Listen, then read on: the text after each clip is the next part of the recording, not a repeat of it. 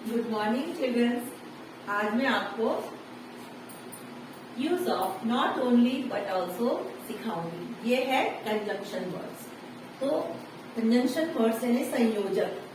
संयोजक not only और but also से हमें दो वाक्यों को एक बना करके लिखना है, एक वाक्य बनाकर लिखना है। जैसे एक वाक्य दिया है राम इज एक्टिव और दूसरा वाक्य दिया है श्याम इज एक्टिव।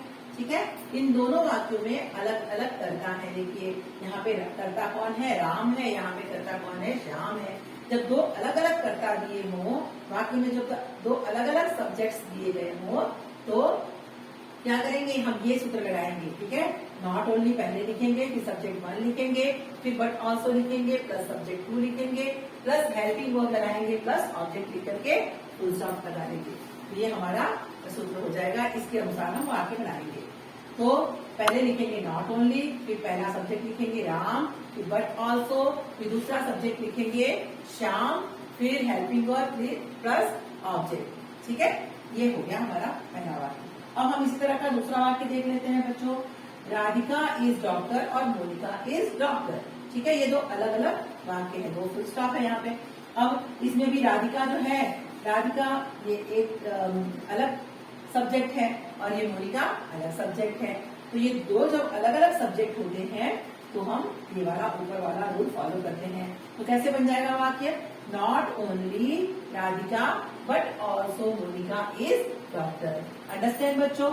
आइए अब हम दूसरे तरह से देखते हैं। वाक्य में जब दो अलग अलग ऑब्जेक्ट्स दिए गए हों, जब ऑब्जेक्ट्स दिए गए हों, तो जैसे Ravi is brave, Ravi is intelligent. ठीक है, रवि दोनों का कर्ता सेम है, हेल्पिंग वर्ब सेम है, क्या अलग है, ऑब्जेक्ट। ये ऑब्जेक्ट ब्रेव है और दूसरा ऑब्जेक्ट है इंटेलिजेंट। ये एडजेक्टिव है लेकिन हम इसको ऑब्जेक्टिव मान लेते हैं। अब फॉर्मूला के अनुसार क्या होगा, पहले सब्जेक्ट, फिर हेल्पिंग वर्ब लिखेंगे, प्लस नॉट ओनली लिखेंगे, plus object 1, plus but also, plus object 2 लिखेंगे। तो कैसे बन जाएगा वाक्य बच्चों, Ravi is not only brave but also intelligent.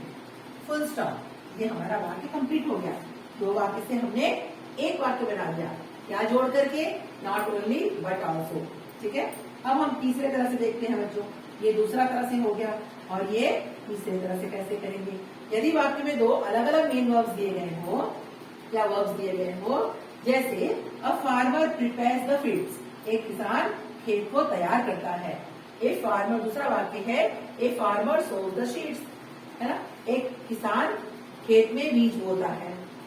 ठीक है, ए फार्मर सेम है। ओके, क्या अलग है, ये मेन वर्ब। मेन वर्ब यहाँ पे तैयार करना होता है, ये प्रिपेयर्स है, और दूसरा है सोज यानी बोना होता है। ठीक है, तो ये दो अलग अलग मेन वर्ब्स हैं और इनके साथ में अलग अलग ऑब्जेक्ट भी है, तो उसको साथ में ही इसके ऑब्जेक्ट हम लिखेंगे। जैसे फॉर्मूला इसका देख लेते हैं। सबसे पहले हम सब्जेक्ट लिखेंगे, फिर नॉट ओनली लिखेंगे, फिर मेन वर्ब जो फर्स्ट पहला वाला मेन वर्ब है वो लिखेंगे, फिर ऑब्जेक्ट लिखेंगे, पहले वाले का ही लिखेंगे। ठीक है, बट ऑल्सो जोड़ेंगे, फिर हम मेन वर्ब जो सेकंड मेन वर्ब है वो जोड़ेंगे, प्लस ऑब्जेक्ट सेकंड जो ऑब्जेक्ट है वो जोड़ेंगे। ये ऑब्जेक्ट फर्स्ट और ये ऑब्जेक्ट सेकंड। ठीक है, क्योंकि यहाँ पे ये जो ऑब्जेक्ट 1 और ये ऑब्जेक्ट 2। ठीक है, तो ये हो गया हमारा बच्चों। अब सूत्र के अनुसार हम वाक्य बना लेते हैं। पहले हम लिखेंगे सब्जेक्ट यानी कि ए फार्मर, उसके बाद से हम लिखेंगे नॉट ओनली, नॉट ओनली के बाद हम लिखेंगे मेन वर्ब जो लिखा है पहला वाला। ठीक है, मेन वर्ब का जो पहला मेन वर्ब है वो लिखेंगे प्रिपेयर्स, उसके बाद से पहला ऑब्जेक्ट लिखेंगे द फील्ड।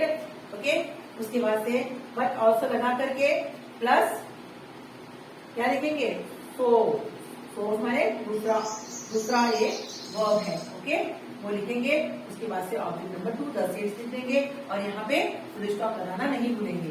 ओके, तो क्या वाक्य हो गया हमारा बच्चों, a farmer not only prepares the field but also shows the seeds.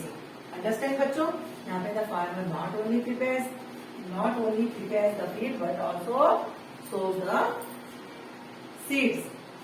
Understand बच्चों, आशा है आपको ये नॉट ओनली बट ऑल्सो अच्छी तरह से जो कंजंक्शन है इसका प्रयोग अच्छी तरह से समझ में आ गया। नहीं होगी। तो मिलते हैं अगले वीडियो में अगले कंजंक्शन वर्ड्स के साथ।